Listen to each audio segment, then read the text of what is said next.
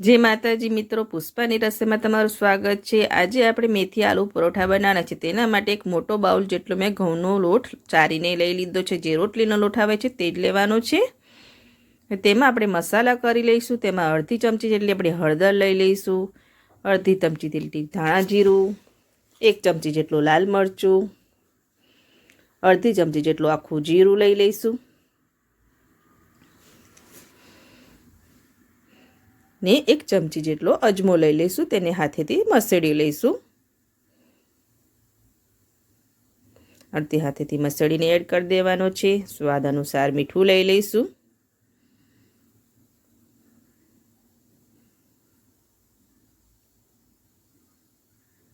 લીલા ધાણા લઈ લઈશું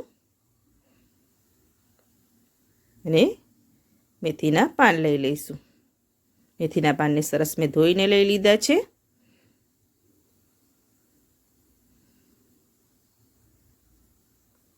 મોવણ માટે તેલ લઈ લઈશું। મસાલા સરસ પહેલાં મિક્સ કરી લઈશું।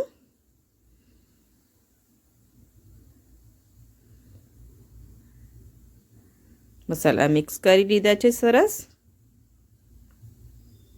હવે આપણે તેમાં પાણી એડ કરીશું અને મીડિયમ સોફ્ટ લોટ બાંધી દેવાનો છે। બહુ કડક લોટ નથી બાંધવાનો, મીડિયમ સોફ્ટ લોટ બાંધી દઈશું।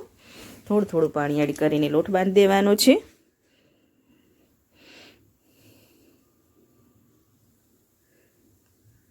લોટ બંધાઈને રેડી થઈ ગયો છે। જો મીડિયમ સોફ્ટ લોટ આપણે બાંધી દીધો છે।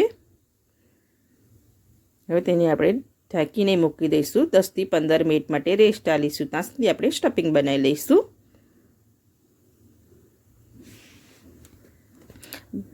5 થી 6 બટાકા મેં બાફી લીધા છે ને તેને મેશ કરી લીધા છે સ્ટફિંગ માટે। તેમાં મસાલા કરીશું। તેમાં એક નાની ડુંગળી મેં ઝીણી ઝીણી કટ કરી લીધી છે, તે લઈ લીધી છે। લીલા મરચાં લીધા છે, 3 થી 4 લીલા મરચાં ઝીણા કટ કરી લીધા છે। કોથમીરના પાન લીધા છે।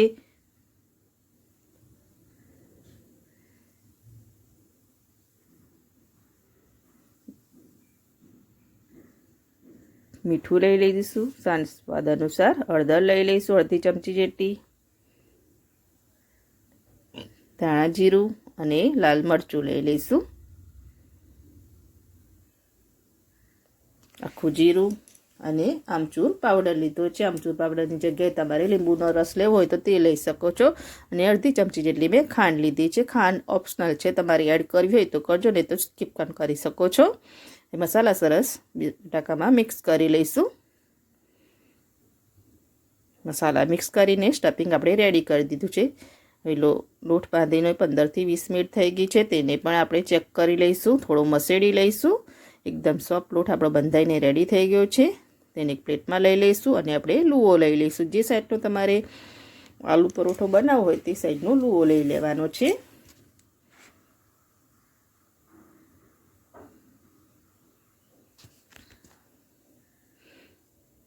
લુઓ લઈ લીધો છે સરસ। તેને હાથેથી આ રીતે ફેલાઈ દઈશું પહેલાં અને પછી સ્ટફિંગ ભરી લેવાનું છે।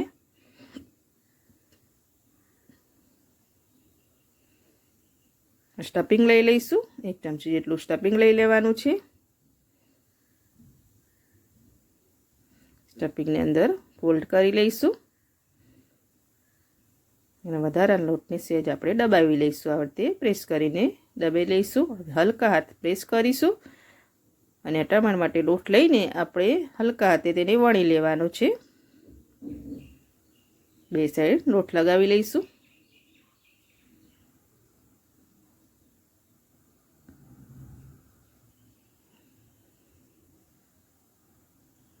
આથી વણી લેવાનું છે। મીડિયમ થીક રાખીશું, બહુ પતલું પણ નહીં કરીએ। એકદમ હલકા હાથે વેલણ મારવાના છે, નહીં તો સ્ટફિંગ તમારું બહાર આવી જશે। એટલે હલકા હાથે એને 1-2 વેલણ મારી લઈશું આપણે અને મીડિયમ ગોળ પરાઠો આપણે વણી લઈશું।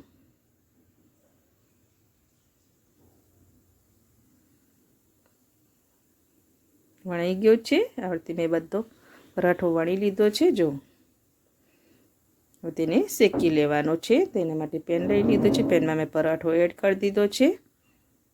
એક સાઈડ શેકાય પછી તેની સાઈડ ચેન્જ કરી લઈશું.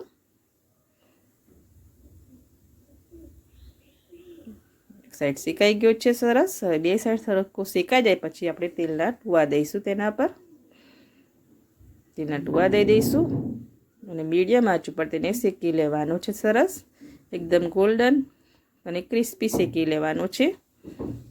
ઉલટ પુલટ કરતા રહીશું અને તેલ લગાવી લઈશું. આવતી તાવેથાની મદદથી પ્રેસ કરીને શેકવાનું છે. આંચ મીડિયમ જ રાખવાની છે, બહુ ફાસ્ટ નથી રાખવાની. એકદમ ફૂલો ફૂલો બને છે આ પરોઠો. તમે એકવાર જરૂરથી ટ્રાય કરજો.